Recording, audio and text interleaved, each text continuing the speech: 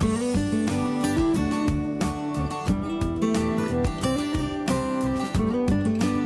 guys, so this is the second part of my parang video, and this is going to be about mounting the blade in the Surian handle that I got for it. So if you all haven't watched the previous video, I'll link it below, and that just goes over general parang information and what to look for when buying a parang and the history behind it a little bit and what all that. So the first thing to do is to drill out the rat tail tang. So first things first, trace out the middle of the rat tail, close it up, position the blade and mark it up here.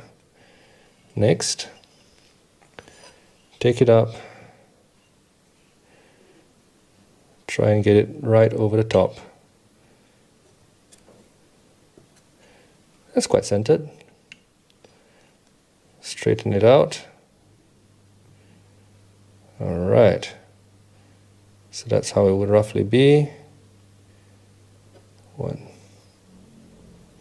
This is the tip. Okay. So this is my point. Let's draw a line. Not the whole way, just somewhere here, and then I plan to drill it somewhere. That's mounted there, somewhere here, so that would be here. Okay, so now that I have my mark somewhere here, I'm going to put a hole through it with a hand drill and see what comes out. Okay, so basically I have drilled a hole through and it came out quite well, quite centered I think. And I used a 3mm hole, so when I punch it through later it should be very snug. I might loosen it up a little bit so that during the epoxy pouring time it's not that difficult. The other thing I'll be doing is I'll be filing down one side so it's pointy, so when it goes through it self-locates. Alright, so what I did was just put a little bit of a paint marker paint over here. Let's try and see whether that's slightly better. I normally use liquid paper, but I can't find my liquid paper now. So let's just go in here, make a little bit of a scrape, and there we go, perfect. So now I'm going to take this to the side and use my center punch and strike a... this is actually perfect in the middle of the rat tail. Awesome. Alright, so I'm going to use my center punch. I'll be right back. So, alright, what you can see here is I've center punched it right there, and the next part will be drilling it out. So I'm going to use start with a 3mm drill bit. Okay, so we're back now, and what I've done is I drilled out a 3mm here. It's ran slightly off, but it's not too bad. This pin is a little bit over 3mm, so it couldn't go in, but rather than enlarging the hole to 4mm, I just took a file to it and just reduced the diameter a little bit. So now it moves through freely. It goes through quite well. Come on, there we go, quite easily. Right? So there's a little bit of play here, but the epoxy will fill it up just well. Next step is to wrap the entire handle, because if the epoxy overflows or leaks out through the hole, you don't want it wrecking your handle. So, next up, wrapping the whole handle. I'm going to use painter's tape for this.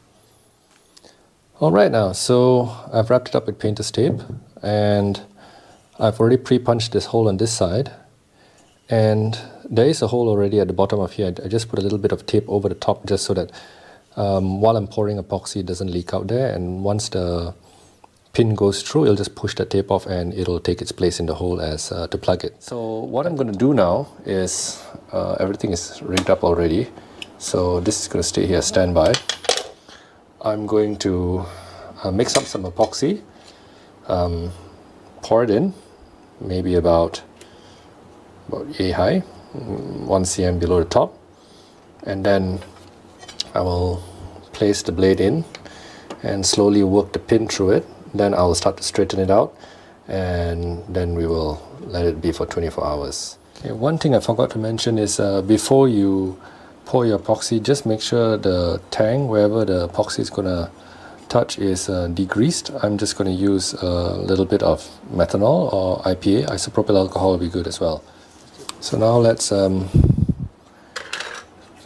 dry fit the parang once again. That kind of looks good, I guess. There will be time to adjust later, it being 24-hour epoxy on that. So now let's hope this goes well. Did cut a little bit of a point there just for pouring. Let's pour some in, and I think we're good to go. Let's get some epoxy on the outside, or it'll sort it out itself out later. Okay, let's get this in focus or in close up a little bit. Let's put the blade in. We're still getting overflow, but not too much. I think it's perfect. Okay, so with the blade in position, not sure I'm going to position this, but anyway, I think it went through the blade and it's coming out the other side. Dry that off. This thing is here. I'm going to put some hot glue around there just to stop any epoxy from further leaking out. And on this side, let's do the same. In 24 hours, you don't know what will happen, and you don't want to come back and just find the epoxy all drained out. So now, let's put this in position. Let's keep this, the point is to actually make sure that this is vertical. Push the epoxy out of the way. Is it vertical? Is it vertical?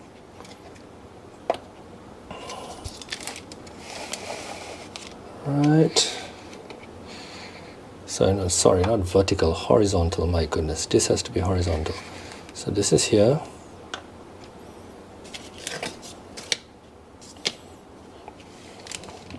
This is there. I think that's quite horizontal. Well, let's bring the clamp in. Clamp it up, nice and snug.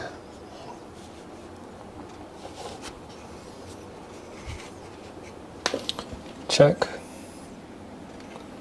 And then the next thing that you need to do is check that versus the blade, the handle has to be straight.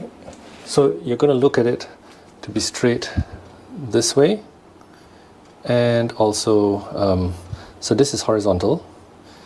And so you're going to look for the blade to be straight to the handle this way, as well as this way. There's two ways.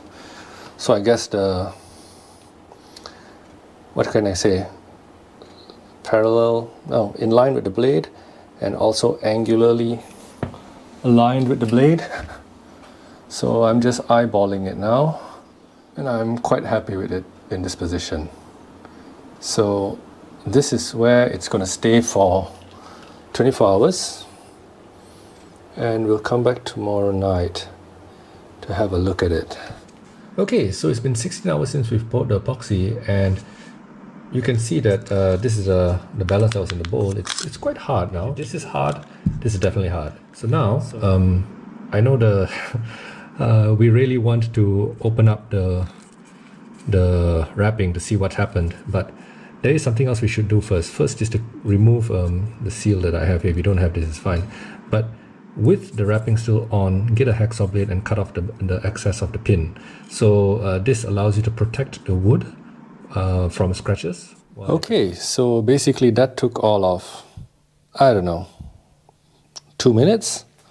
So I've cut off the pins on both sides. As you can see, I didn't really touch the wood. So, unboxing time. You can call it that. Let's unwrap this and see what happened.